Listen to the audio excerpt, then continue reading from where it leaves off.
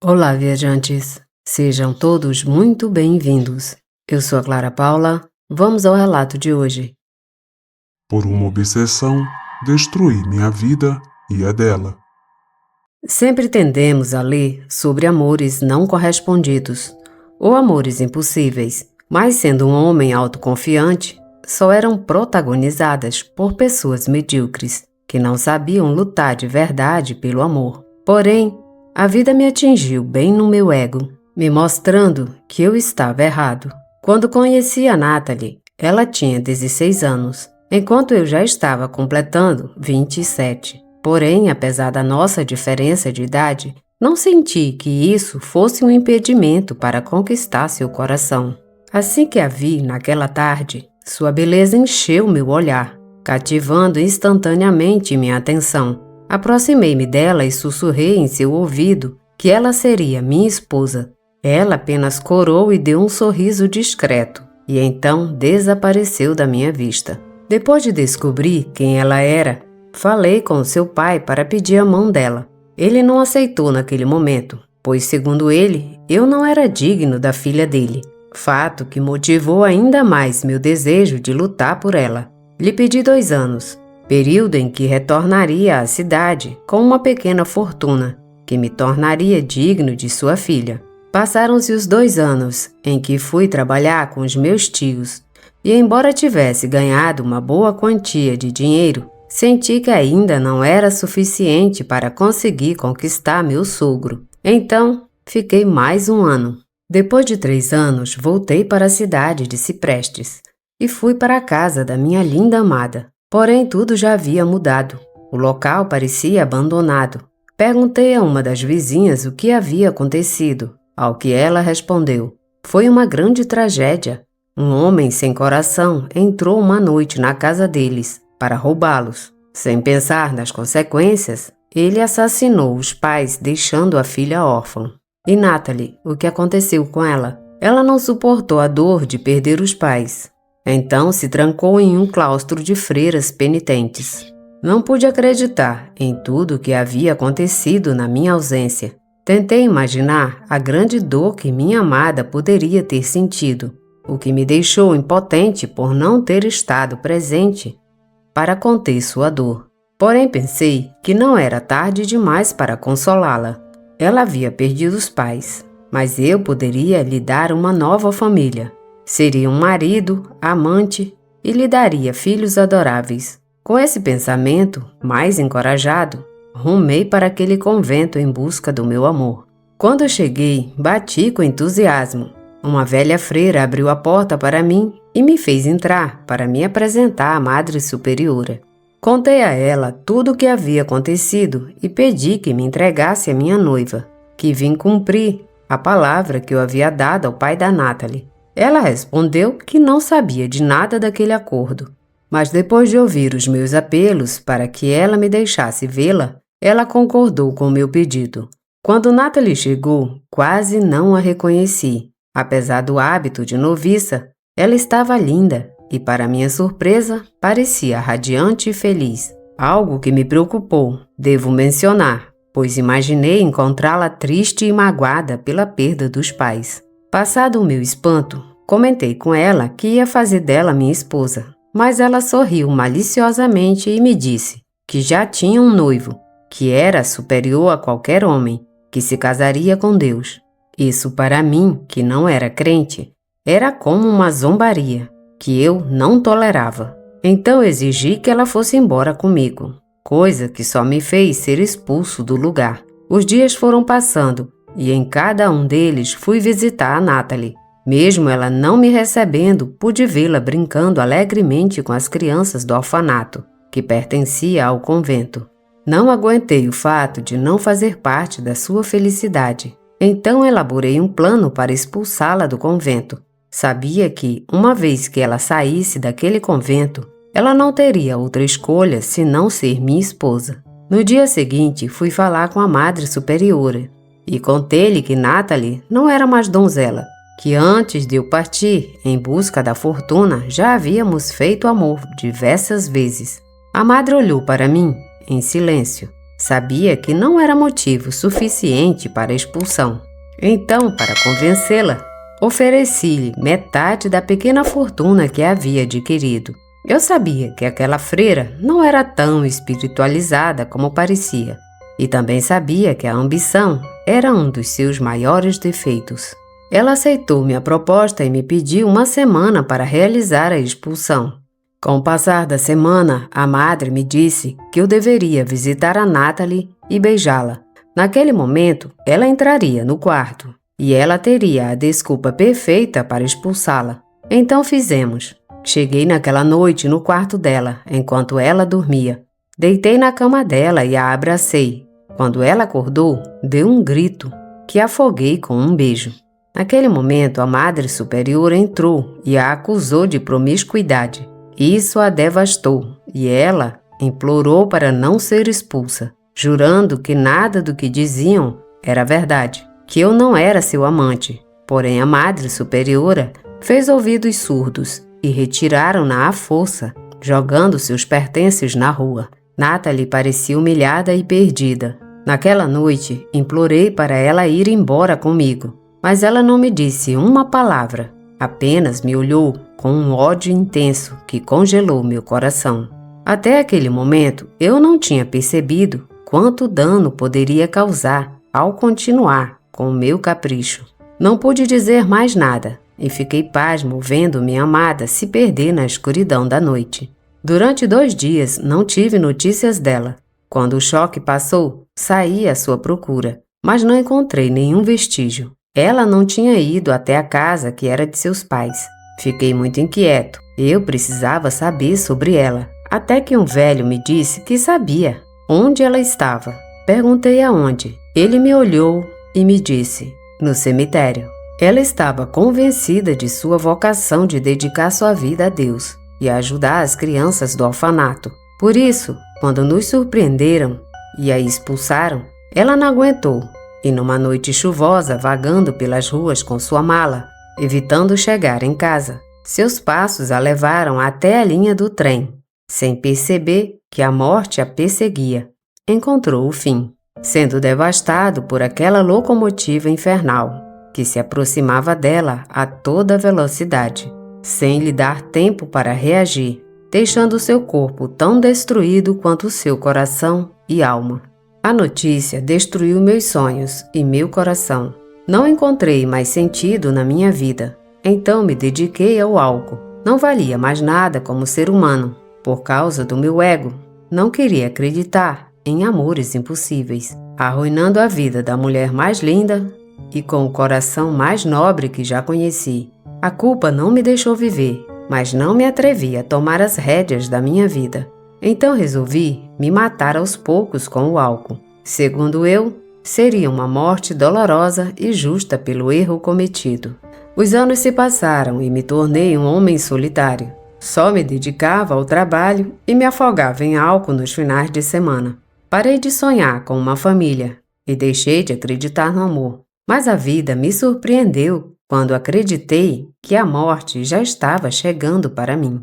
Num daqueles finais de semana, bêbado, me envolvi em uma briga, na qual acabei com o pulmão perfurado por uma faca. Estava perdendo a consciência, pensando que minha hora final havia chegado, quando vi o que pensei ser Natalie. Ela veio até mim, fechei os olhos e caí inconsciente. Quando acordei, me encontrei em um hospital e ao meu lado estava uma enfermeira que com um sorriso iluminou minha vida.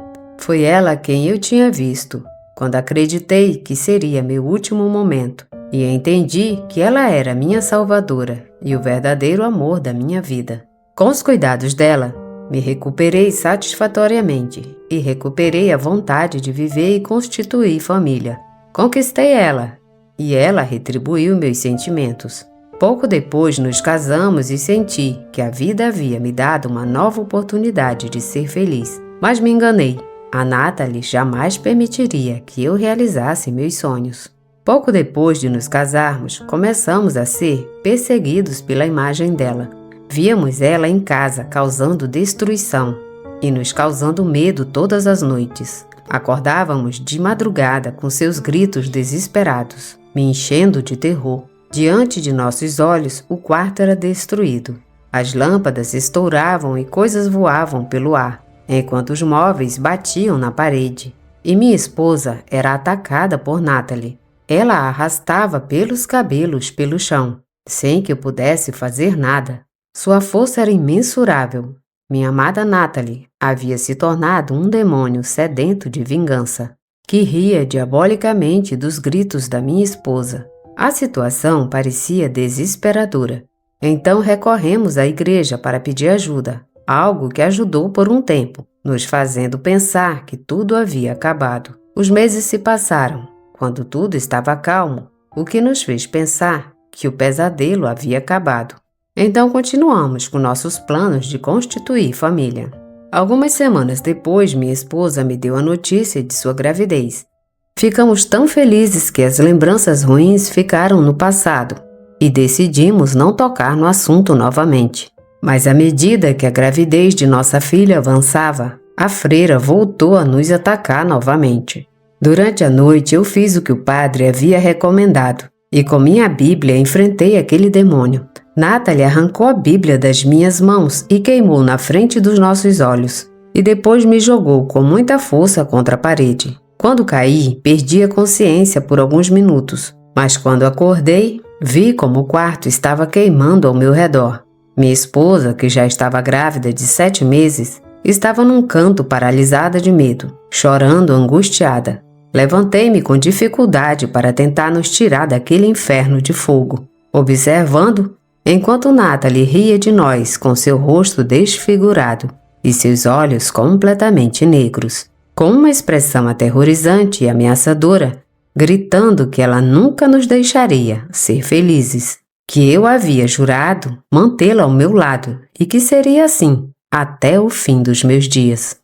Ignorando suas palavras, peguei minha esposa nos braços, já que havia desmaiado por causa da fumaça. Quando consegui sair, vi como a minha casa caía nas chamas, e com ela os meus sonhos. Com minha esposa ao meu lado, inconsciente, pensei que tudo estava perdido. Depois de um momento, chegaram os bombeiros e a ambulância e nos levaram ao hospital para tratar nossos ferimentos. Infelizmente, minha esposa não conseguiu sobreviver. Ela estava tão fraca e ferida pelo fogo e faleceu ao dar à luz a nossa filha. Eu não queria mais continuar vivendo, mas quando conheci minha filha, senti que estava recuperando minhas forças e que ela me daria coragem suficiente para enfrentar qualquer coisa para protegê-la. Levando minha filha, saí da cidade e voltei a trabalhar com meus tios. Minha tia era uma mulher muito gentil, que me deu todo o apoio e cuidou da minha filha enquanto eu trabalhava. Assim os anos foram passando, e minha Cristina cresceu linda e inteligente. Preencheu completamente minha vida. Eu não precisava de mais nada para ser feliz. Chegar todas as tardes e vê-la correr para os meus braços fez todo o esforço valer a pena. Encontrá-la todas as tardes era minha hora favorita do dia. Naquele momento pensei que minha vida estava resolvida, mas um dia, enquanto conversava com minha filha, ela me contou algo que fez meu sangue gelar. Pai, quando eu cresci quero ser freira. Por que você diz isso? Porque minha amiga Natalie me disse que devo consagrar minha vida a Deus, que ela não pôde seguir esse caminho porque você a interrompeu. Então devo terminar o que ela começou. Ao ouvir o nome de Natalie nos lábios de minha filha, senti que todos os meus medos estavam voltando. Não sabia o que dizer para ela.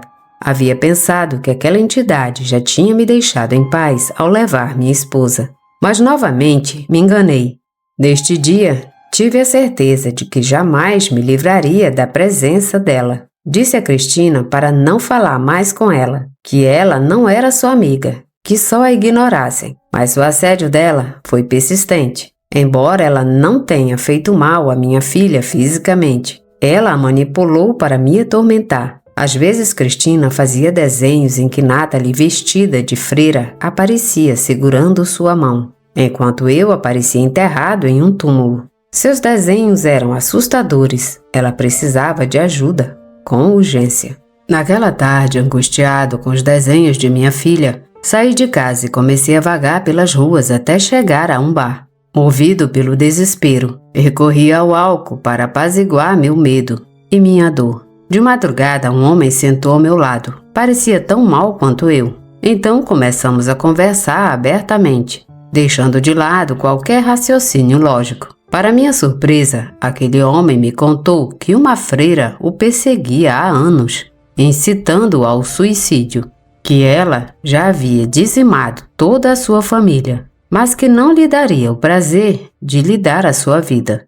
Isso me surpreendeu muito. Então o efeito do álcool passou com o susto. Comecei a questioná-lo. Ele me descreveu a freira, chegando à conclusão de que era Natalie, quem também o estava assediando.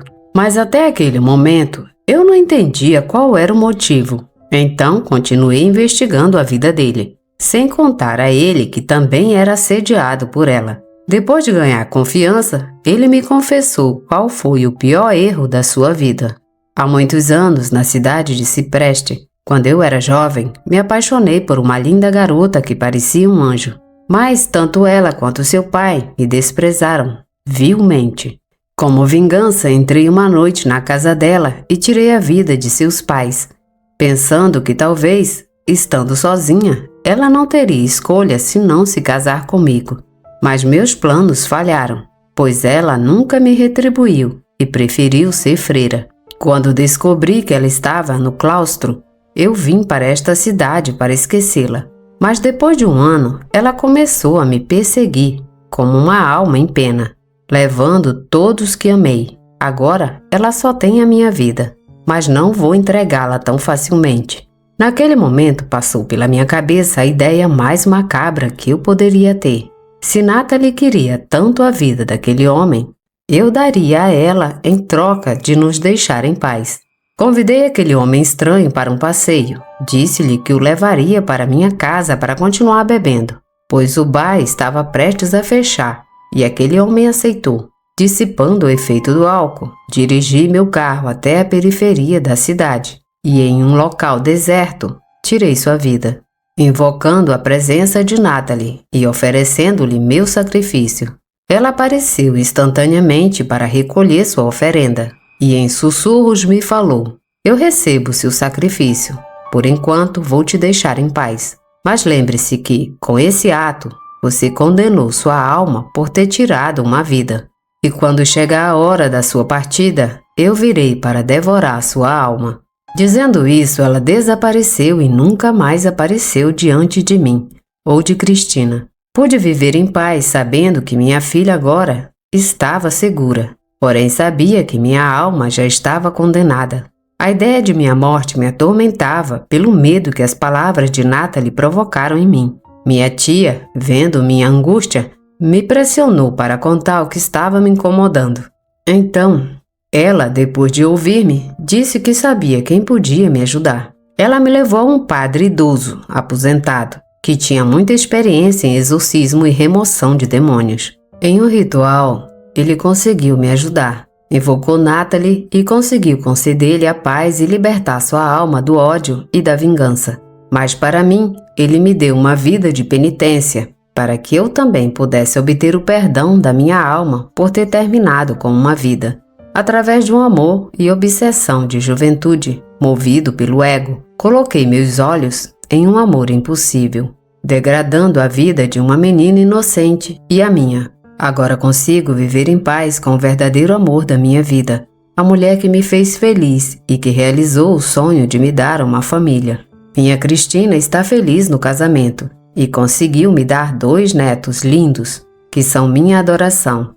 Apesar de tudo, sou grato pela vida ter realizado o meu sonho e não temer mais a morte, pois nos últimos anos recebi a visita de minha esposa, que disse que está me esperando. Fim desse relato. Obrigada por ouvir o relato. Se gostarem, deixem seu like, comentem, compartilhem e se inscrevam no canal. Obrigada e até a próxima viagem.